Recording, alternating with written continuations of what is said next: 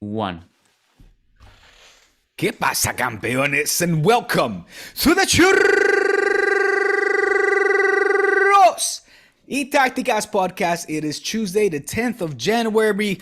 I have the honors to do the intro. Why, you might ask? Well, unless you've been sleeping under a cave. Last time I checked, Barça beat Atletico de Madrid, took the 3 points to go up the league standings with 41, 3 away from the next closest title contender, that being Real Madrid. 41 points of a possible 48. Heading into the Supercopa as heavy favorites. No, in all seriousness, I am excited for the Supercopa. It's a fun, now that we're just throwing random ass tournaments in the middle of league seasons, World Cup, Supercopa in Saudi Arabia, Copa del Rey, let's keep going. Let's keep going. Let this momentum roll over into this new, I think it's the last, I don't know this for factually, Kiyan, but I think it is the last time contractually that the Spanish Supercopa will take place in Saudi Arabia. I might be wrong, but I think the agreement was for this being the 4th edition over in the Middle East. Let's see if Barça can finally win it. We haven't won it since 2018-19. It would be the first title of the Xavi era. As leaders of La Liga, I think it's, this would be, in terms of momentum, a good sort of trampoline to lead the rest of the season in good form. And that's it, really. I mean, we'll see. What's up, man? What's up? Well, what's up, Diego? Listen, there was not much for Madridistas to cheer about listening to your intro there. I think that was also the most genuinely happy one of us has been in an intro in a long time. It's been quite a while. It's been like just a couple of, hey, welcome to Churros, hey, ¿qué pasa, campeones? Nothing crazy, but this one's a big weekend for you guys. Also, the only thing I think that was music to our ears in everything you said was that it's 2023 and you're saying, oh, can we win our first title under the Xavi era?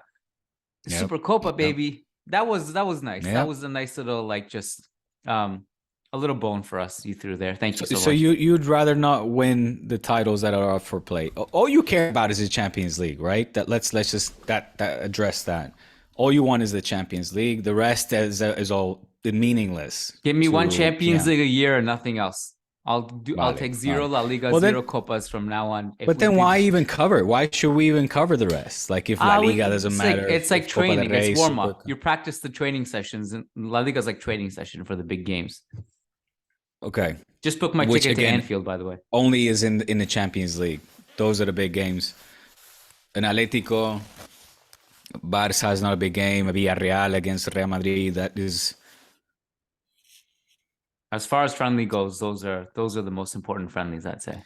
God damn, dude! If you really feel like this, which I'm hoping there is a hint of sarcasm, but with every little bit of sarcasm, there is also hints of truth. But that's pretty sad, man. So you really don't take any enjoyment out of a league campaign or like a Copa del Rey or this little crazy ass tournament. But might as well.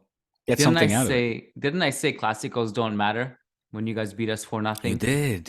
I was going to ask you about we won Clásico this year, and it means nothing. You guys are winning the league, so what does it matter? It means nothing. Oof. What? Geez, what a downer, man. You just dragged me way down with you in your slump, 2023 slump. Here I was trying to pump some enthusiasm and good vibes in this. Now we're going to go, well, all right. Hey, listen, why don't we talk about something else that is not Madrid-Barça related? I imagine that you've dissected Madrid's failure against Villarreal. We're very critical about it. Before we get into that, if you want to, or Barça's win, I think let's address Joao Felix, La Liga star, or potential star. We can talk about that exactly how, because his time has been with Atletico. But him leaving to Chelsea, I think, is another blow for La Liga. It's a blow for, the neutral football fans as well that want to see talent progress in our beloved league, or my beloved league. I guess yours is the Champions League. No, but in all seriousness, another one, bites the dust, so to speak. I don't think he'll come back To Atletico, that is. I don't know if he's going to succeed at Chelsea neither. At Chelsea, one was a head scratcher. If it had been a team suited to his style of football or that plays, in a kind of more structured way. I mean, Chelsea is just going crazy at the moment. They're signing everybody possible. I don't know how deep their squad is. It's like 36 players. I don't know what's going on there, but they're signing everybody and their mothers. And now Joao Felix, joins in on that mess that's happening under Graham Potter. Who I quite frankly feel sorry for, I guess. I mean, he must have been enjoying his time at Brighton a lot more, seeing how they have been playing now. But yeah, your take on that, on the Joao move to Chelsea? I think we all failed. The football world failed. The Joao Felix thing has been a disaster. He's one of my favorite players to put an Atletico Barcelona shirt on. Like, I love the way he plays. He's probably my favorite. If I had to choose one favorite player from Atletico and Barcelona right now, it would be him. On one level, I'm happy for him to leave Atletico. On another level, I'm deeply saddened that he's departing La Liga. The exodus continues. He went to a team that did not suit him. Atletico can't really incorporate him into the way they play, and they already kind of have Griezmann that does that. I do firmly believe that they can coexist, but not in this setup. I don't even know if Chelsea is the best fit for him either, like you said. No. I'll give you one scenario he comes back. And that's if Simeone's gone at the end of the year. We say come back, of course, because officially this is a loan spell. 11 million being paid and his entire salary being covered by Chelsea. So it's a loan, but it's one of those loans that you don't expect a return. Well, he also renewed for an extra year with Atletico and went on loan. And the logic behind that is, I mean, it's a good question what the logic behind it is, but my assumption is that he wants to impress at Chelsea. This is the way I logically think about it. If I'm him, why would he sign an extra year and go on loan? I think probably in his mind, he can play himself into impressing everyone these next 6 months or so with Chelsea, stamping his authority, saying I'm back, then gets a nice transfer price from it and a signing fee. That's the way I probably look at it, which would benefit Atletico too if they can get a big transfer fee for him. But I'm going to keep an eye on it. I don't know. Part of me just I would, forgive me, Atletico fans. I'm not even entirely sure what Atletico fans feel about this situation because I've seen mixed things. I've literally seen people say this is a great deal for Atletico to get his salary off the books. And I'm like, dude, Joao Felix is an awesome player. He could help your side tremendously. It's not like you guys are lighting the league on fire, although you had some good form a little bit there for a while. And quite frankly, we'll get into it. I thought they were actually pretty good against Barcelona, bar some things, especially in the first 20 minutes or so. But I just would like to see, because I think the Simeone thing has run its course, and I don't care how loyal you are to Simeone if you're an Atletico fan. I think it's run its course 2 years ago. He should have left a couple years ago. I'd love to see Tuchel manage his team and Joao Felix in it with Griezmann and all the talent they have. I think it needs a new direction. If I'm an Atletico fan, I'm praying he comes back. And I think he only comes back if Simeone's gone. And I think that's what you have to bank on if you're an Atletico fan, as harsh as it sounds. I'm talking about just for the good of their club and their future. What about the Simeone thing is run its course? What about a scenario where Tuchel comes to Atletico? Yeah, that's what I would push for if I'm an Atletico fan. Tuchel comes in, Joao Felix comes back. That's what I would push for. Could you see a Tuchel at Atletico? Yeah, 100%. It would be very, very refreshing, wouldn't it? Yeah. It would be like very interesting to see what he could do with this crop of player. players. He's also not that crazy of a deviation from Simeone's philosophies, but different enough that I think he would bring something fresh. Like, it's not like you're going from Simeone to Pep Guardiola, you know? It's a team. Tuchel is really good at staying compact defensively and being versatile at the same time. And also just, I think structurally speaking, I think he's a good transition from Simeone if they can land him. That's what I would bank on. We'll see. What's going on with your camera? Your camera's flipping out. Yeah, it's annoying. It's very annoying. Also, I'm noticing my I'm trying to pull up the squad list of Chelsea. What's going on here? This is old school churros right now, where my webcam used to lag like crazy. Do you want me to bring it up on the screen? I can share my screen. Why not? We don't do enough share screens on our YouTube channel. Here we go. So you want to look at their squad to see where Joao fits, I'm assuming? Well, yeah, where Joao Felix fits, but also, it leaves so many questions hanging on this side right now. I mean, there's even talk of a potential return of Aubameyang to Barca. I saw that. If Memphis goes to United, there's certain things that can happen there. What I'm more wondering is just how deep is the Chelsea squad? Because I can't even keep up with all the players that they've been signing. Their net spend has been the gap between their net spend and number 2 in the Premier League over the past few months is insane. Like, it's unbelievable amount of spending. And I don't know why this thing isn't loading for me. Sorry. I don't know what's going on. What I don't get, Kiyan, is how can this be the case of a club spending so much money, and yet you still have people that are not in favor of the Super League and don't see what is happening in the Premier League, and that what it has become is simply a version of the Super League where you have literally limitless amounts of funds and money that can be spent, where a Barca and a Real Madrid can just not compete with or against because of the continued adjustments as well that Tebas is at this point implementing in La Liga, where we have salary caps. It's just impossible to compete against the Premier League in terms of that perspective.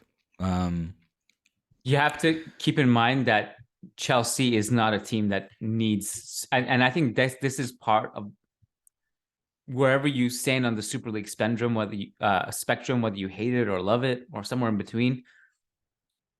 Part of the Super League's problem is that these Premier League teams, I think, are realizing we didn't really need this.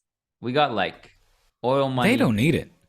They don't need it. My question is, how can you, right? My question is aimed or geared at fans, La Liga fans, for example, or Bundesliga fans, or fans that are not Premier League fans. Because if you're a diehard Premier League fan, then, I mean, that's it. You're set. Of course you don't want the Super League. You already have it. You've created it. I'll tell you what's going to happen. This is my prediction. I don't think anyone's predicted this. I want to be the first to predict it. I think La Liga is going to sell out eventually. All these trips to Saudi, I'm not going to be entirely shocked if someone just comes and basically takes over the league and just changes the rules. Now, that would not necessarily actually be good for Real Madrid or Barcelona because they're not privately owned. But you would just come in. I mean, the thing is, I don't know if I was talking about this with you or somebody else, Diego, but teams like Girona, teams like Almeria have the funding to start splashing. Girona is owned by Citigroup. Almeria was recently bought out in the summer, but the La Liga salary cap rules don't allow for them to go crazy, right? Right. Yeah. And that's part of the thing. That would open the floodgates. Yeah. If theoretically, if PSG existed in La Liga, they wouldn't be allowed to do what they're doing, right? To an extent, I'm sure they would get away with some things, but I think ultimately what's going to happen is La Liga is going to see the gap. They're going to sell out. They're going to cash out. I think they're just going to let people fill their pockets eventually. And I think you're going to see it happen. This is why, like, the question of how is La Liga going to catch up to the Premier League, the answer is kind of like, that's probably what's going to happen. It's either they do that or they fall behind. Look at Diego's getting all excited. Yes, bring the oil money. Yes, we're going to catch up now. No, I'm more thinking about, you mentioned Girona. I'm thinking in Espanyol. I'm thinking of Valencia. The Lee family. They have the money right there. But that problem with Lim is also that he doesn't give a shit about the club. Excuse me. That's another problem. He doesn't care to spend and make that team better. That's another problem. And that's part of the issue with privately owned clubs, is also that element of it. Owners either don't care or they're incompetent. And so that's also a possible scenario too. But I will say this: if that happens, Real Madrid and Barcelona will still benefit because the TV ratings and their share of the TV money will go up as well. I'd be certain of that. But yeah. Would it make you value La Liga more? Would you become a La Liga fan? You mean if I'm not already? Well, I mean, no, you only value Champions League, you said. Oh, yeah. I'd start watching La Liga. Yeah. No, well, seriously, would it increase your hype or would you value the league more? I mean, that's what it's about, isn't it? With all jokes aside. Yeah, Diego, you don't have to... Yeah. Right. Go on. You don't have to convince me. It's a joke, obviously. I'm a huge La Liga fan. Obviously, La Liga is really important. I want to win La Liga every year. You don't have to convince me to watch the league. But if you're the outside looking in, this is where our attention spans are these days. And this is where our minds are at. More than ever, fans are fans of superstar players. Yeah. There will forever be the Real Madrid fans, the Barcelona fans, the ex-team fans that will support the team no matter what. Those fans will always exist, don't get me wrong. But there is also a lot of people who affect TV ratings who, if Cristiano Ronaldo leaves Real Madrid, guess what they're watching? They're going to watch Serie A now because he's at Juventus. If he leaves Juventus, now the Premier League gets all those viewers. Look at the Instagram account of Al Sadd, the Saudi Arabian club. You signed him. You saw that, right? It was an unbelievable jump. Like, it's crazy. So you have in the NBA, this is a lot of people like are just going to be Steph Curry, LeBron James. They'll follow wherever these guys go. They'll be fans of those players. So this is kind of where football is at too. And I don't blame or judge those people. Everyone has their own. There's a little bit more of a tribalism, though, I think, in football in terms of club culture. You get diehard Man U, Barça, Madrid fans all over the world. You know what I mean? And through thick and thin. Hence the fan clubs. I mean, it's and all the merchants. So, but of course, I don't dispute the impact that, of a Messi. Diego, like if you go to Rayo Vallecano game, that stadium will sell out whether they're playing Real Madrid or if they're playing against me and you, 11 versus 2 in that stadium. Like, people are just they love that team, right? But I'm talking about outside of that bubble. The people who are going to watch Rayo Vallecano from, let's say, Michigan, they're going to watch Rayo Vallecano if Rayo Vallecano signs, I don't know, some star player. But they're not going to watch Rayo Vallecano like a Rayo Vallecano fan does, right? Of course. I mean, my example was exclusively to the biggest clubs in the world and the biggest teams in the world. Now, you do have, and you mentioned Rayo. I mean, cases where more humble clubs are now household names. That is in fact, what is the sort of the plague on football now today is Chelsea, City, PSG. These are all humble teams. You can preach to me all you want the history of Chelsea and a City. But the reality is that I saw a Chelsea that was, mid-table tier team that when we drew them in the Champions League, it was not like drawing the Chelsea of today, right? Yeah. And that's Good not to team, say though. they were not exactly. There's not to say that they were not a good team. There certainly were, and I mean, it was my first Champions League game, the 5-1 against Chelsea in 90. Was it 7 or 8? I think it was. No, it was in the 2000s. No, 2000. That was The Torre 2000 Andre season. Flo era. Yes. And a good Janssen era, yeah. But these teams are good examples of clubs that were not your Barça Madrids and didn't have the international following that they do now. My point being that could we see that? It would be interesting to see that with a Spanish team.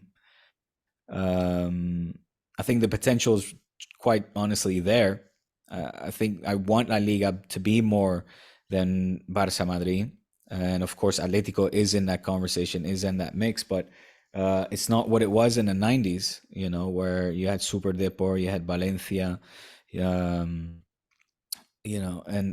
although the rise of Villarreal is actually probably the best success case that I could think of, when in the end of the 90s, in fact, probably when the signing of Riquelme happened, Diego Forlán went to that team, you saw Perez also play for Villarreal. That was sort of the beginning. I forget who that. I think he was an American president or American owner, somebody that basically went there and helped the project grow.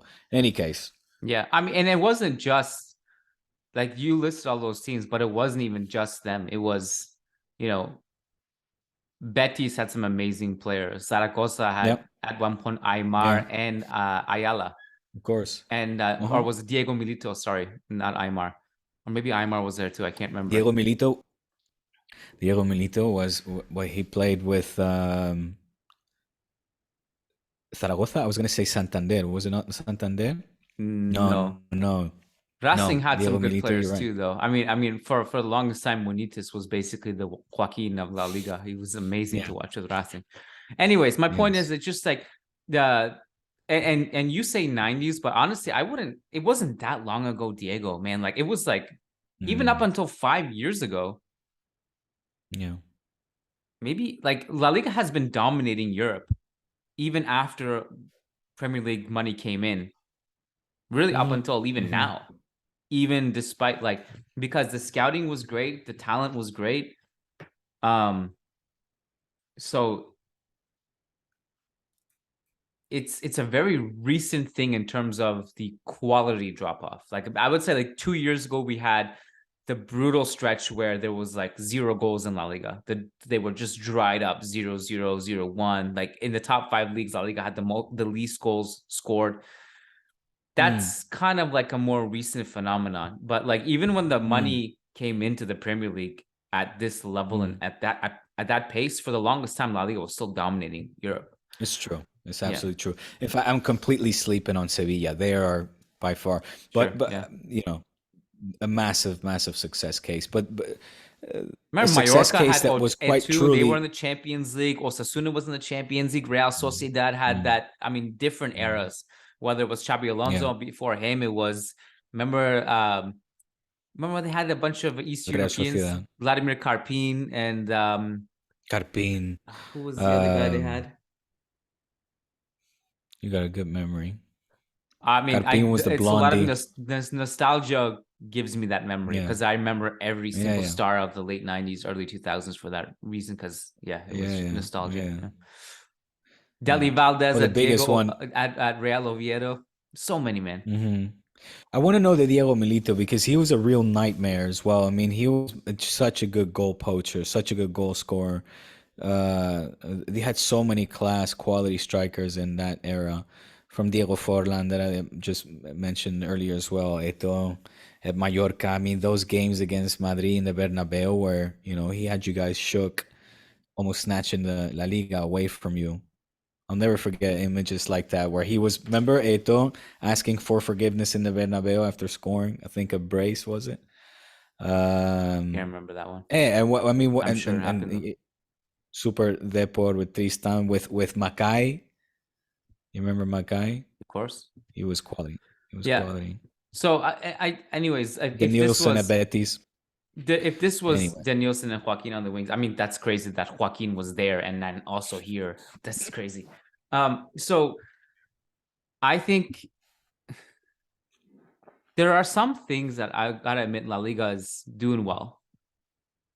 And a lot of it is technology based. The tech wise, like the production.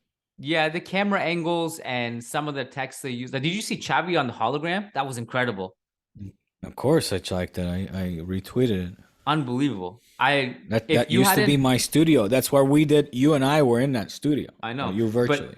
Me virtually, but the hologram looked so good. Like it literally was like standing there. I was picturing like a distorted, not a distorted, but like an image that's kind of transparent, whatever. It was literally him. That was some incredible tech, man. That's the stuff that they do good. That's really cool. The next step is just it's all thanks to Media Pro. Yeah, the next step is to get the production value up and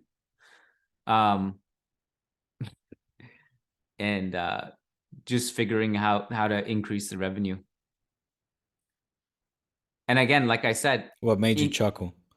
Because increasing revenue is not even going to put a dent in what the Premier League money is going to do. Yeah. That's why I chuckled, insane. Because I think that their ultimate solution, the league's ultimate solution, will be they're going to bring more outside money in. That's my prediction. You like I'm it's kind of a half joke, Diego, but we're in Saudi now for the fourth year in a row. How far are we away from literally just having league games there consistently? It's gonna be more of this stuff, guarantee it. You know, Barça Girona was like that was gonna happen. It never happened though. Too much backlash. Girona fans have booked their tickets. You know, we were on the verge of experiment. My point being, we were on the verge of having our very first La Liga match, official La Liga match, played on foreign soil. You know, we talk about now the Super Cup, the Spanish Super Cup, being this mini random tournament of the top four teams, let's say, or the ones that won the competitions, the Copa del Rey, or reached the finals and won the leagues and got second.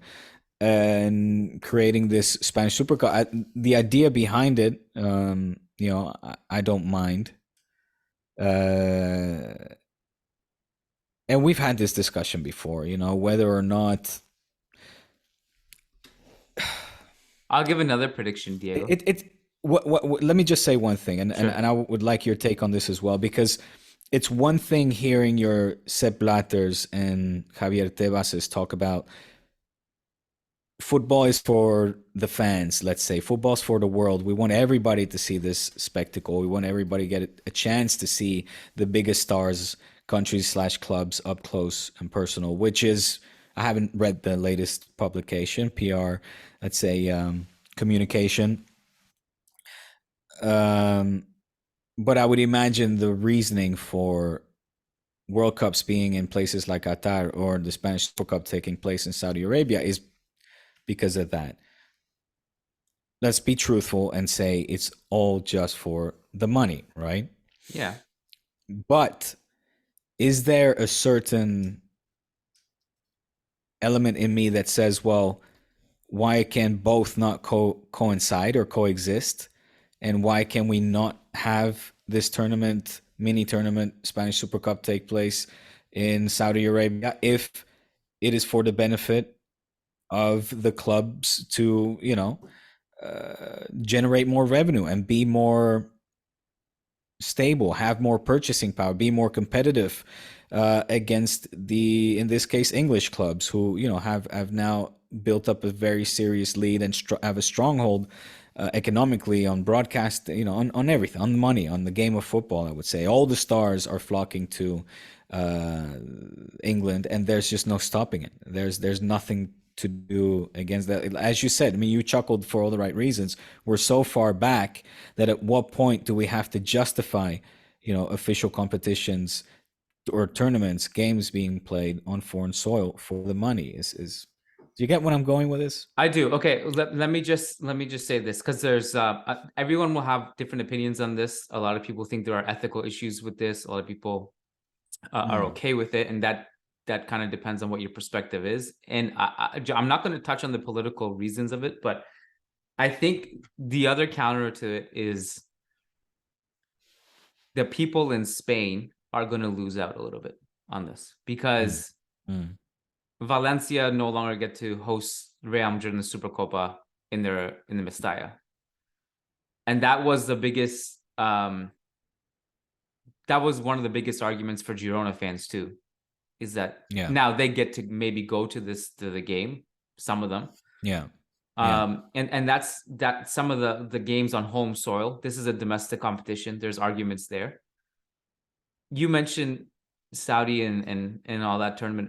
The other one that I can really, really see happening, I would say it's not crazy to me within the next 5 years we see an official Clásico game in Las Vegas or something, like a real one, like not a friendly. Like they just move. Like I was at that game. That's a prediction. I was at that game, and I just all I saw around me, like I was like, money everywhere. Like they must have made so much money off that one game. I'd have to look at the numbers. The stadium is incredible and massive, sold out.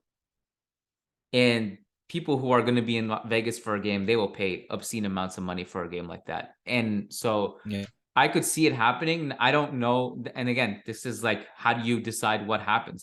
Who gets it? The Camp Nou one, the Bernabeu one? Which one do we take there? Do we take, or is it an extra game that's not, maybe it's, I don't know. I don't know exactly. Don't ask me about the Spanish Super Cup. Yeah, maybe it's one of the, like, if like, let's say, so this is actually an interesting argument to be had. If Barcelona and Real Madrid have to play a one-off game, just one game, it's not home and away. If it's a final or a cup game or whatever, there's an argument to make. Maybe you move that one to Vegas. And I'm not advocating really for it. I'm just saying the league will probably think about it this way. How can we make more money? How can we make more money? And by the way, I just want to say one more thing. I don't know about Barcelona necessarily. I think Barcelona have their own financial issues, but I think Real Madrid will be fine. What? No. I think Real Madrid will be fine competing with the others. Maybe not in terms of the infinite wealth that like a PSG has, but this stadium is going to make them so much money. Like they're going to have UFC fights at the Bernabeu. They're going to have NFL games. They're going to have concerts. Like their vision for it is that 365 days a year, pretty much every single night of the year, let's say 360, you take away 5 for holidays or whatever, that they're going to have events in that stadium. That's the plan. They have already that's a bit much, but no, but that's what their vision is. The company they partner with is partners with Wimbledon, UFC, some baseball teams, some NFL teams. I forget which ones. I have to look at it again. They're just going to bring events to the stadium. The construction company? The 6th Street, I think, is the name. This has been months ago. I wrote about it. So this is the company that they signed the deal with. I got you. I'll just bring up. I think it would actually be interesting to read off the partners that they work with. But yeah, it's so I think I'm actually not too worried about Real Madrid in that sense. I'd be worried. Well, listen. Let me just, not to burst your bubble. I'm sure you're right, and the plans are the future of the Bernabeu will be bright, and there'll be parties every night, etc. But there is a reason why Florentino Perez is also the president and spearheading the creation of something called the Super League, because he sees urgency behind that being created in order to have a more balanced playing field. in terms of competing, money coming in and competing with the English sides. That's so. My point being, the Bernabeu will be a resounding success. I have no doubt about it, but there's still that gaping distance, if you will, between what the English teams will continue to generate compared to what we get in La Liga. They'll obviously still push for that, and they recently had that new CEO who was kind of reimagining the vision, wanting to meet with UEFA, getting them in on the action, and having a reproposed format that will be more inclusive. That pitch definitely seemed better to me. I do also think like when the people who are against Super League maybe should keep in mind that the new proposal was to include everybody. Not just the 12 teams that were originally planned for. They want to include everybody, and they're meeting with UEFA. So there is a reimagined vision for everyone who's still against Super League. There at least is the new pitch is at least a little bit better. It was Legend. I made a mistake. It was Legends, not Sixth Street. It's Legends is the name of the company. They're partners with UFC, the Yankees, bunch of NFL teams, Wimbledon, the tennis tournament, obviously. I'm seeing here Madrid. In fact, because Sixth Street, the reason it sounds familiar is because they're one of the companies that have bought 10% of the audiovisual rights of Barca. And I'm seeing here that they got an agreement of 360 million for 30% of the profits that the Bernabeu will generate. Yeah, Sixth Street was a different partner. Yeah. Right, but they are so. It says here an event company, etc., etc. So you wrote about this, the 360 million for 30% of the profits of the Bernabeu. I can't remember if I wrote about it or if I just did a massive Twitter thread. So that's why my memory is kind of like, I have to go back and refresh my memory and find it, what I wrote. But I remember speaking to someone on the board at Real Madrid about this, and he kind of filled me on everything that's happening. But yeah. See, I find it interesting that like if you would substitute Madrid for FC Barcelona here, everybody would be in uproar, talk Laporta, disastrous management, and look at this deal, he's signing away the future of the Camp Nou, Spotify Camp Nou. Okay, I didn't hear a lick about this. Okay, so here's why. And as someone who is way more financially intelligent than I am can probably make this point even further and bring up things that I'm not thinking about right now because I'm going based on memory. But part of this is that these deals that Real Madrid are making have a clear financial return. They're selling in the stake there. They're projecting that they're going to increase their annual transfer budget by 150 million, for example. Barcelona, they took all these deals in order to buy players for one summer, and now they're knocked out of the Champions League, and they didn't get the return that they had initially projected, and now they're screwed. I'm sure there's other things that I'm not thinking about right now to properly verbalize what the difference is, but that's, to me, just off the top of my head, a key difference for sure.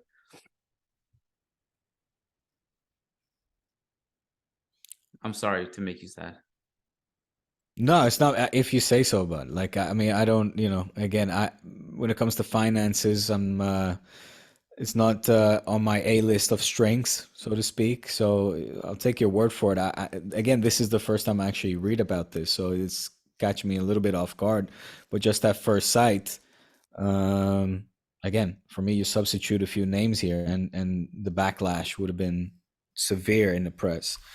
But look, I don't know, man. It seems like there's a massive. I don't know if you're perceiving this, but certainly here locally, Laporta is under a lot of pressure and receives a significant amount of very bad press or critical press, to put it nicely or lightly.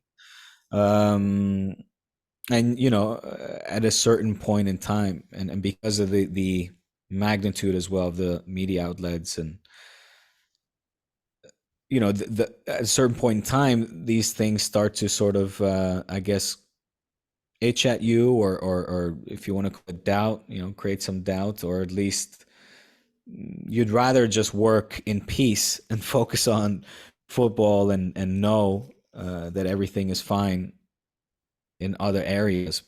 Like, for example, in Madrid, I never read anything about what goes on in the background in Real Madrid. You never, you simply don't read about it.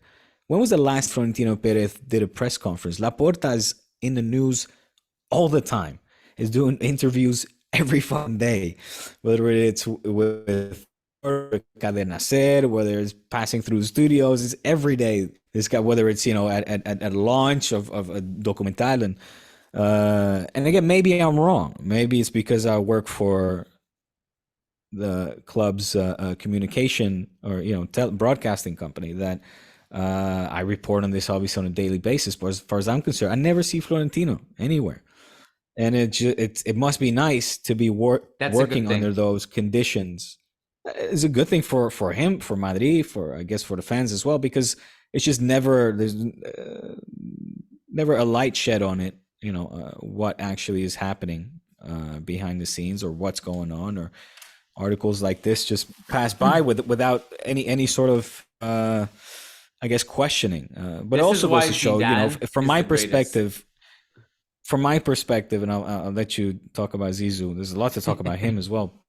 But the audios that were filtered from Florentino, they already told us a story, and that is the immense power that Florentino has over the national broadcasting outlets here and the communication. You're so determined to one day take Florentino down. Well, we heard the audios. So we heard him talk about removing certain people from certain positions and putting in others because they would be more beneficiary to the interests of the audios are the audios.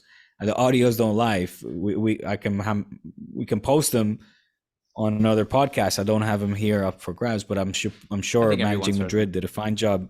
We did a fine job covering it and talking about it. And well, the ones that were leaked recently were nothing new. They were actually leaked back in like 2006. Like they were already public knowledge. I don't know why it was a big story again, but anyways. Right, because again, nobody talks about it because they fear for their jobs. And they would be removed from positions. You should become a Real Madrid fan. You'll never have to worry about any of this stuff. Life is gravy, man. You go to sleep at night comfortably, and then you wake up. That's not true. In exchange, we just our heart basically is not working for 90 minutes during the game when Real Madrid plays terrible. That's the trade-off. Now my point was about that's why Zidane is so great, because he never talked. He never said anything. He just never spoke. Just never spoke.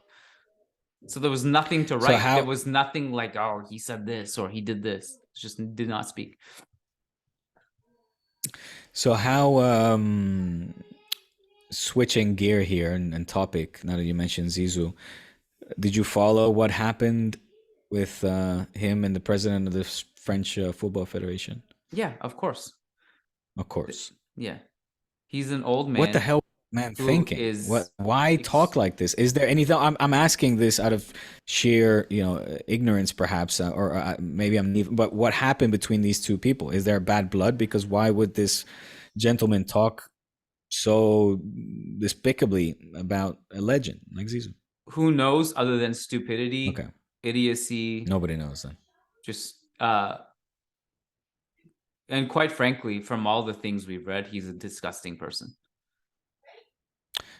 Disgusting, huh? You just like there are cases of sexual assault on him, bringing in high prominent female French agents into his hotel room, offering champagne, sending texts at 3 a.m. to these high prominent people. And there's just a lot more if you dig. And what he said about Zidane obviously had the complete opposite effect that maybe he thought. I don't think saying I wouldn't pick up the phone if Zizou called is a flex that you think it is. It's quite frankly the opposite of a flex. It's just a terrible thing to say. And thankfully, it was actually, in some ways, it was good because it just gave the entire world a chance to drag this old man for being so stupid and terrible. And everyone just obviously supported Zizou in this case, including every single French player, every single former French player. So in that sense, that was the good that came out of it. Yeah, even Real Madrid. Yeah. Hey, quick question here. I'm firing off different topics. Do you know how much, because Madrid during the construction or demolition phase of the Bernabeu played in, what's it called? Vallecas. No, Vallecas, no, sorry. No, What's the training ground? Valdebebas. For how long? During COVID? Yeah, it was the last game at the Bernabeu was El Clásico in 2020 March. And then the first game back was, that's right. I don't remember, but so probably like what, 2 years, something like that. I could be getting the timeline wrong. Wow, 2 years seems like a lot. 2 years. Was it 2 years? I don't know. But why do you ask? Well, the reason being, because in the news, and sorry to link it back to this, but in the news, it's all over the news how much Barca will stop to make, or when sorry, let me give some context to this. Espai Barca, the reconstruction of the Spotify Camp Nou has already started. Right, the top tiers have been taken down, and then as of next season, we will be playing, or the 24-25 season will be playing in Montjuic, right, in the Olympic Stadium. Yeah, Lluís de Companys, and I mean the idea is that the following season we will be back, and the entire construction has to be done by, I believe it was November of 26. Yeah. Or June of 2026. That's a long time. Okay. June, but so it's one season in Montjuic, then back to the Camp Nou, while similar to what's happening now in the Bernabeu, right? While they're doing the final touches. Yeah. And then everything has to be done by June 26. Okay, so you don't make the move until 2024 or 2025 or something? You don't. That's the season, right? Okay. Yeah, got it. Yes. Okay. So the concern is the decrease in ticket sales, I'm assuming. Yeah, so it's like all these figures, these dramatic headlines with massive figures of what Barca will fail to make during that time away is all over the news. I'm just wondering, again, that's something that I didn't read about Madrid. How much did Madrid fail to make during the time that they were there? I don't know. Can I point out an obvious difference? Tell me. Well, they wouldn't have had any ticket sales anyway because it was the pandemic. But that was okay, right? So that was. So it was. So it was quote unquote lucky because. Yeah. Because they were like, hey, well, we can't have ticket sales anyway. Why don't we just do this now? They weren't supposed to do it right away. They they used the opportunity. Like, well, if we can't have people anyway, let's just do it now and get it over with before the pandemic. Before the pandemic is over, kind of deal. Yeah. So what's the difference? I mean, I think it's 40. It's a lot. 40,000 seats less, right? Between the Olympic Stadium and Camp Nou, I think something like that. Are you guys selling out all the games at Camp Nou? No. But the aforo, ¿cómo se dice aforo? The attendance has been really good. It's been one of the best seasons of recent years. But I mean, sell out? No, not every game. In fact, I mean, I think you can count the sellout games on your hand. The Clásico, Well, this season you guys are averaging, according to Transfer Market, 83,000 ticket sales per game, which is a lot still. I was going to say 88 in the mid 80s, but it's even when it's not sold out, I mean, the Camp Nou is so big that it's just a lot that's more than if Real Madrid sold out, So I suppose if you're looking at it this way, you're looking at about 30,000 or so tickets less, assuming the Olympic Stadium sells out everything. Yeah, every game. Yeah, so it's significant. Significant. By It's the way, definitely significant, and yeah, it's not a good thing. Don't get me wrong. Like it's like these kind of things. This whole project, it's an ambitious one, and it has been on the table for so long. You remember Norman Foster? I'll never forget that. He was the first architect whose proposal was accepted, and was being taken into consideration, at least in the end it turned out, but never came into fruition. And then with Bartomeu, and then we had several this Espai Barça has been going on for years. It's been obvious that the Camp Nou's needed a reconstruction, and it's almost like Laporta has to do it, because it's under his mandate. It's now 6 years instead of 4, but so far it's been a rocky start. There's no doubt about it. The departure of Messi is under Laporta's name, despite the finger being pointed, and for good reason, in my opinion. You guys know this. At Bartomeu, the real reason why he had to leave. In the end, the president who is standing next to him is Joan Laporta, and that's not something that he will want to be remembered for. Instead, he will want to be remembered as the president that rebuilt the Spotify Camp Nou, and sure. That'll be around the dates as well. I believe they want to play with the dates of the 125th anniversary. So it's all, there's a time pressure here. Obviously, economically, the club is in a fragile state. So it's I gotta say, worrisome times. There's no doubt about it, and worrisome because for those of us that truly care about the club, we want to see it prosper, continue to prosper, and there's just so many things to be kind of whether it's the Super League, the British teams, the Fuga de Estrellas, right? Local talent, whether it's from the Masia or elsewhere, leaving for money and bigger contracts, and it's not. These are difficult times, man. These are difficult times, and hopefully, there's light at the end of the tunnel. And I believe that with Xavi Hernandez, he will guide us to that light in this dark time. Xavi, by the way, I think it was as early as last week we were talking about, is the criticism on Xavi fair? Should he really be? Should he leave? All this stuff. Winning percentage is great, man. Yeah, it is. No, the numbers are great. Yeah, 41 of 48. Yeah, it's incredible. The consistency. The problem is, the knock on him is the big games, the small percentage where you get eliminated. But every week is like the consistency and the improvement there is pretty clear to me. Can we talk about Memphis thing? Because you mentioned in passing about Memphis maybe going Manchester United. I don't know. You must have not seen the report today that Fabrizio Romano reported that Atletico want to sign Memphis.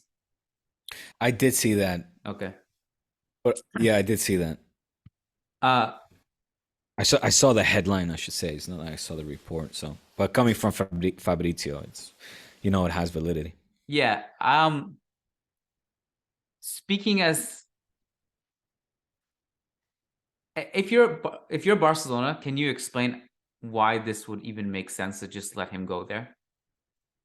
It's just a favor for them if you do it. It's another one. We are in the habit of doing that. Have you never realized? Like Barca is a very solidary club. We sympathize with those around us, and we like to give them bargains. Well, give us or some, little trades. Give us some. Who do you guys got that we can use? I don't know. You guys that we could use. Well, Gavi, first of all. But... he wouldn't play. How about the Memphis thing. I don't think Memphis is a better player than Joao Felix. However, the way that Atletico play and the way they'll use him, I think he'll actually be good there. I think he'll connect better with Griezmann. I think he'll get into good positions in the box, and he'll actually be able to start transition attacks from deep. I think that he would actually improve Atletico. And again, my question would be, and this is, I think all Fabrizio's report was that Atletico are interested, not that Barcelona are also interested in reciprocating that idea. But let's assume that they would entertain the thought. I think it would be just really stupid to just give Atletico another freebie. It wouldn't surprise me. I don't know how much Memphis is on, but it does seem like Barca are still in need to alleviate the salary mass, la masa salarial, excuse me, the salary cap. And for that reason, I wouldn't discount necessarily anything under that pretext. Yeah, I'll just leave it at that. Yeah. Yeah.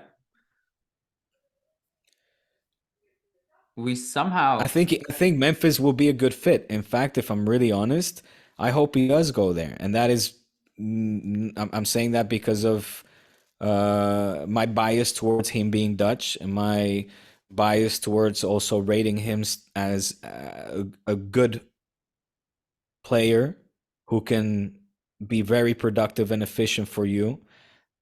Is my shit fucking up again? God damn it.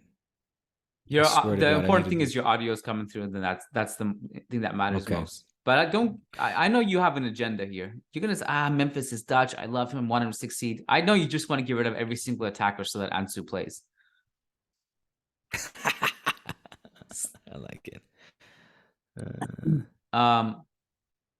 We somehow did this entire podcast without talking about Barca Atletico. I'm very proud of us.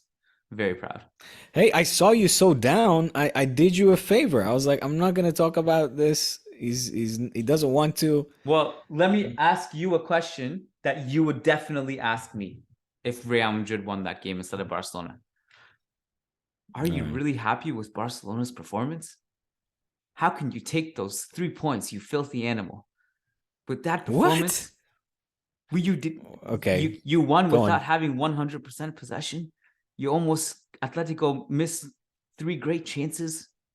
How do you sleep at night winning that game? 3 points does not matter. We got to have more of the ball. We do. We have a lot to improve. Kiyan, come on, don't act like I'm never critical. If anything, over the entirety of this podcast, I mean, its entire duration, the years, I've been more critical than not about the style of play of my beloved Barça, Football Club Barcelona, and I still expect and demand better. But I'll take 3 points at the Wanda right now. It's not called Wanda anymore. It's just called Metropolitano. You know that? I don't care. They have to allow 5 years grace period because we can't keep remembering all the stadium name changes. I called Ceramica Madrigal for Ceramica this entire time until last month. Madrigal. And I'll call it Ceramica forever until they change it. And Anoeta, not Reale Arena. Yeah, forget that. That's going to be Anoeta forever. Anoeta forever. Yeah. It was hard enough going from Le Calderón to the Wanda. Yeah. So the only one I'll definitely know right away and I'll change it. Well, I'm just gonna call Estadio Spotify. That one for sure from day one. That will be easy to remember. Just Estadio Spotify. That's what I'm calling it. Yeah. Estadio Spotify. Okay. Hey, listen, you do hear the Spotify being thrown sometimes here and there. I'm not gonna lie. Do you use Spotify or Apple? I'm a Spotify man. Yep. Cling. I've always been part of from the fine folks of Spotify. No, I have been. Apple is just not so user friendly. I find Spotify. I love it. I love Apple. Yeah. All right. Proud. I like it as well because Apple, but also because Spotify. I like for everything that I have. For example, in dark mode. What annoys me is that Apple's is not dark mode. It's Spotify is black. You can see it's just visually more pleasant, I find. Okay. Be that as it may, our performance in the Metropolitano certainly left a lot to desire in terms of how to fully, dominate your opponent. We know that this Barça, despite being the team with the least amount of goals conceded in the league, do concede easily in terms of opponents need very little chances often to convert their chances into goals. We see this primarily on the European stage or in the Copa del Rey. Look at Intercity.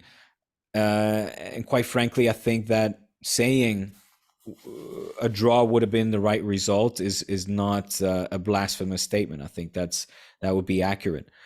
That's not to take away from the chances that we had as well.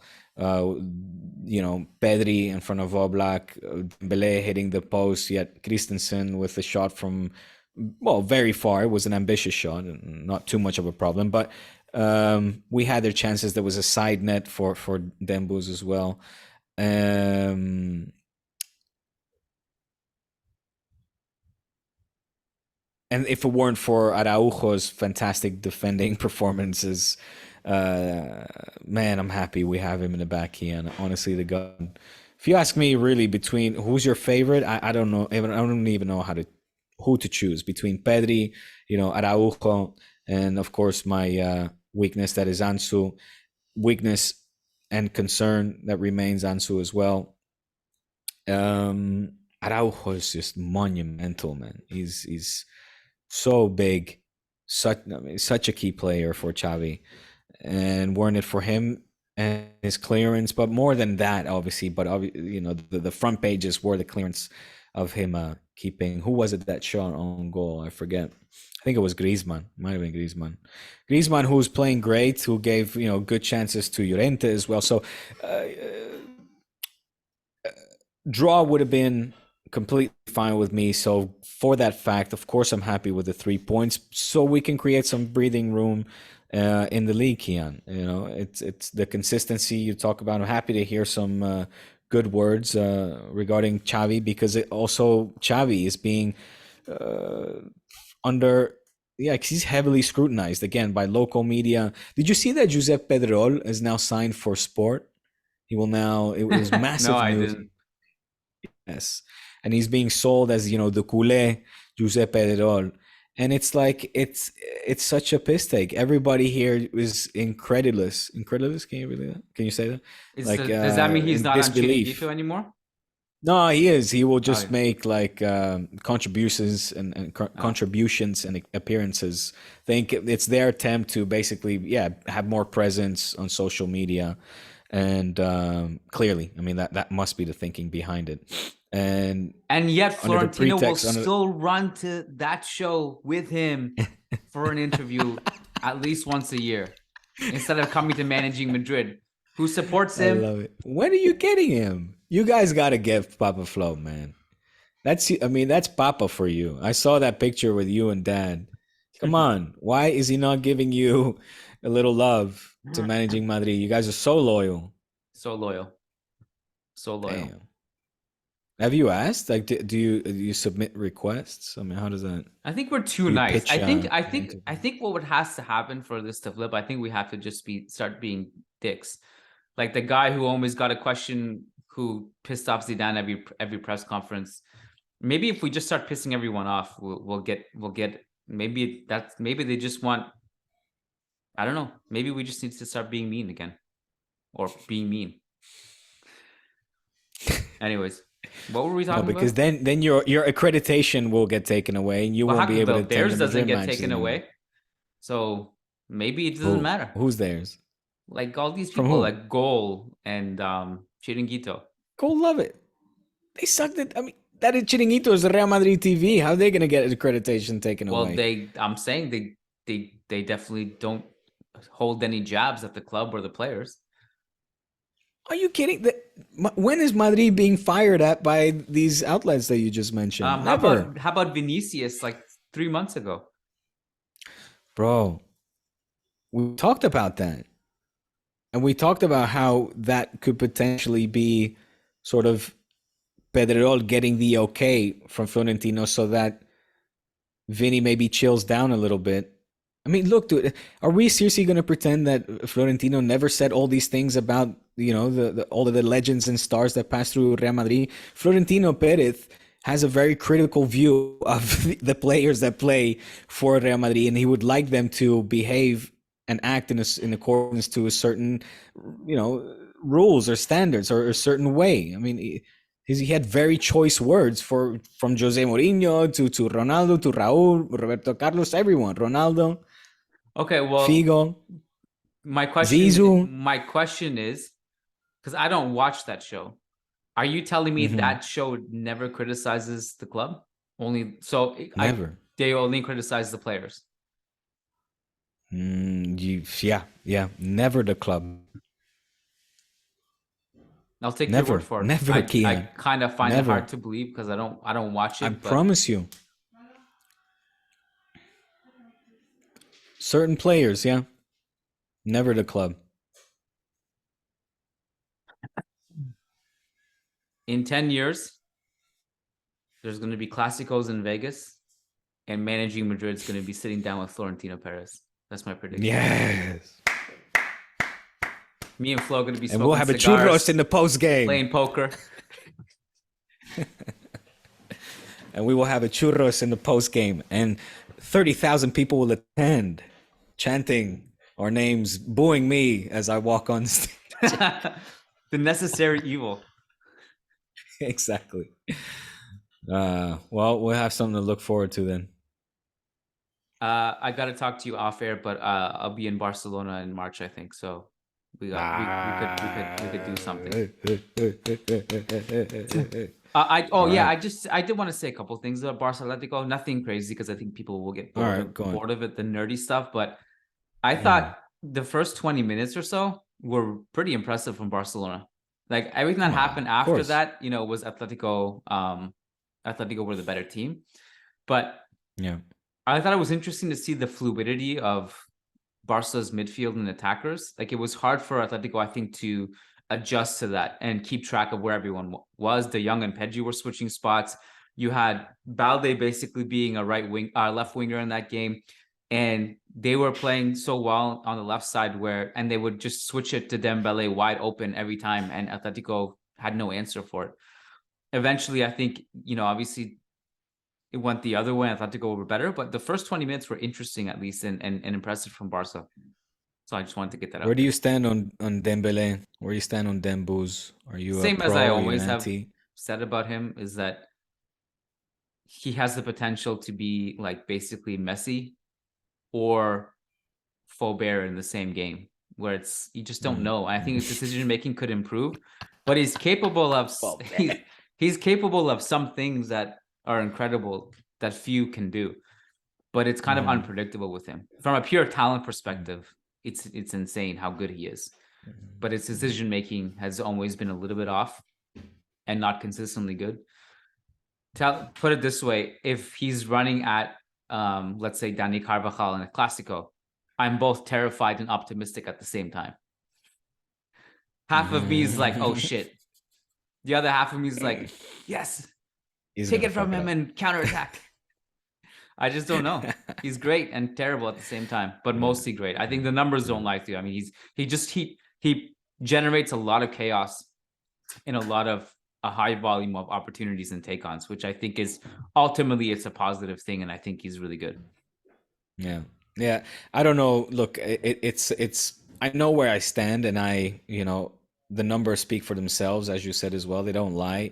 He is the player with the most goal participation since the Xavi era. Yeah. Xavi, it was his mission to get the best version out of Dembele. He wanted him to stay. He spoke a lot with him. He's giving him a lot of confidence. He hasn't been injured since Xavi has been in as coach, and he takes his game, everything serious. And there's a lot of hatred towards Dembele. There's a lot of scrutiny. He's taken, he built up a reputation for himself as a weak and not serious football player, and is turning himself into a professional, but that still takes a lot of people to convince and see the good in him. And I'm speaking purely from other culés. I don't know how Madridistas, well, that's why I wanted to get your take to see where you guys stand or at least you stand on the Dembele debate, because I would still say there's a vast majority of Dembele haters. I would say maybe around 60-70%, if I would have to put a number on it, is people fans, Barca fans, that simply don't value or don't rate him, and want him out at the best given opportunity. I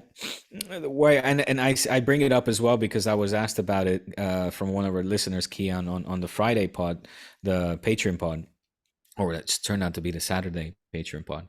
And I said I will judge him at the end of the season. I think it's a big season for him to prove himself, his worth for club, for himself, if not for other clubs as well. If Barca can get an amazing offer, and that what is an amazing offer? Well, I think at this point in time, if you can get anywhere over 20 million, 25, 30 million for him, then that's a really good transfer. Because I've been reading, 70, 100 million, and I think that's just not realistic with a player that has only, and 1 year left on his contract. So if we can sell him for, say, 25 million, I think I would. However, you would have to be also sure I wouldn't. that you wouldn't. Yeah. So hearing you speak, because I don't really hear from Barcelona fans much, but I think it would be really hard for Barca to get a replacement like him if they're going to sell him and bring someone else in. I imagine that the Barca fans. So just to finish that thought, I said I would, but my main concern would be that how do we replace that? And with that uncertainty, I would probably, despite the economical and burden that we have from salary caps, etc., I would probably keep him. So sorry, I mean, I imagine that the Barca fans who have issue with him are probably the same kinds of type of fans of Real Madrid fans who have problems with Vinicius.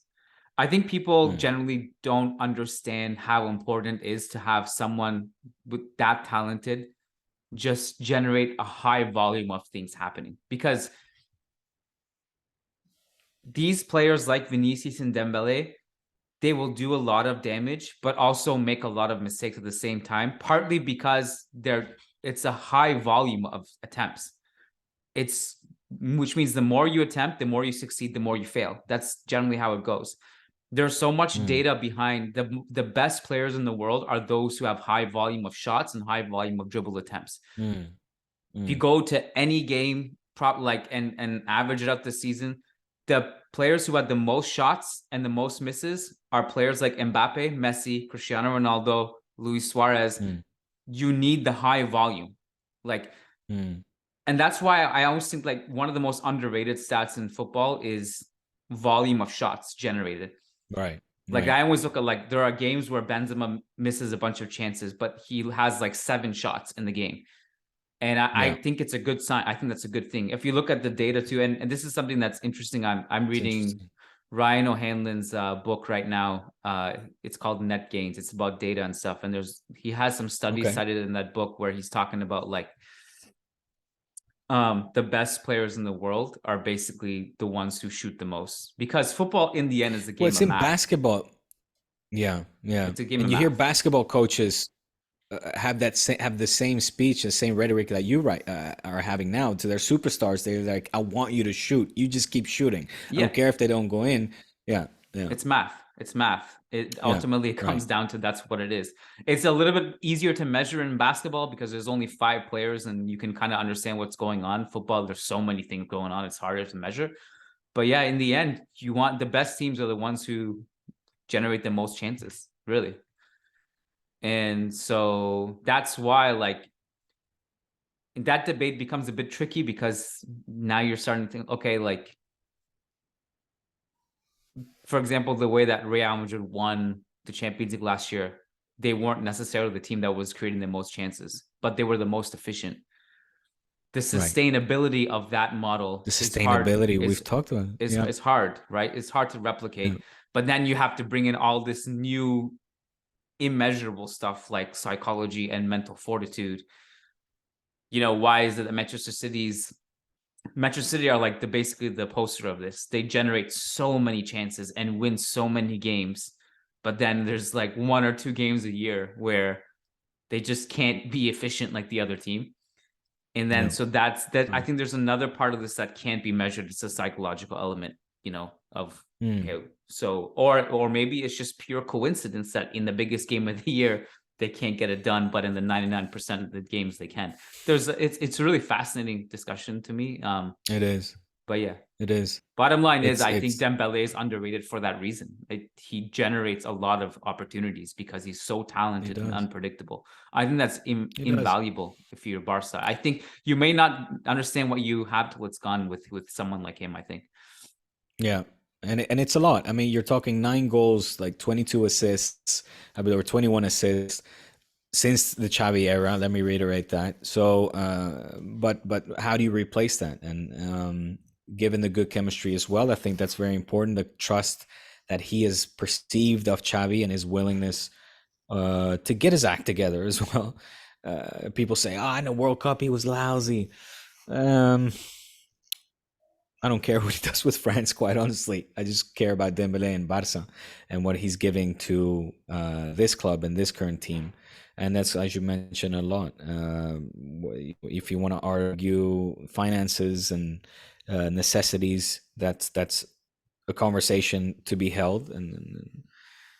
But the way it stands, yeah, I agree. It's very interesting though what you're saying with the whole chances generated, the conversion rates, the success rate based on that, and it kind of goes back to our age-old style debate where that's the kind of football I want to see. A lot of chances being generated. That in the end is the result of having more possession, high press, playing in your opponent's half. Generating chances, and the more the better, the more vistoso, the more fun it is to watch, and the more likelihood you win games and do so. Well, the hidden element of that, Diego, is also that if you do play that way, you're also allowing more chances for your opponent as well. And I think that's where finding the balance. Well, Graet famously said, all we need to do is score one more goal than our opponent, right? And that's also where the philosophy of defending high up the pitch comes in. Is like, okay, let's just win it there instead of in our back line. Right. I just wanted to say something. I know we both have to go. I can't remember what it was. Yeah, doesn't matter, I guess. We might have a Clásico on Sunday. Yeah. Oh yeah. Fuck yeah. Exactly. You guys are playing tomorrow. Yeah. So that could possibly that'll be fun. Happen, yeah. All right. We will see on Friday's Patreon pod could be a pre-Clásico. Pre-Clásico preview, on Friday. Sign on up. I feel like every time this happens, one of us loses though. Of course. We had the 2 Copa finals in recent history, but usually when we're both in the semifinals, one of us loses. So we'll see. I'm happy, by the way, if it's us that loses. Whatever, if we go home early, I know you are. I'm okay with that. 100%. But I'm also happy to win it. So yeah. All right. Thanks, man. Listeners, patreon.com/Churros y Tácticas if you want. Sign on up. To get access to the Clásico preview podcast or a podcast of just a bunch of raw nonsense if it's not a Clásico. If you want access to that, follow us on Twitter at Churros Tácticas without the Y. Anything else? Come on over. It's fun. The Friday's episode, I really enjoy doing them. Yeah, it's a good one. I have a good time. Yeah. You almost have too good of a time, I think. All right. Hey, it was a pleasure, man. All right. All right. Peace out. Great chat. Take care. Peace.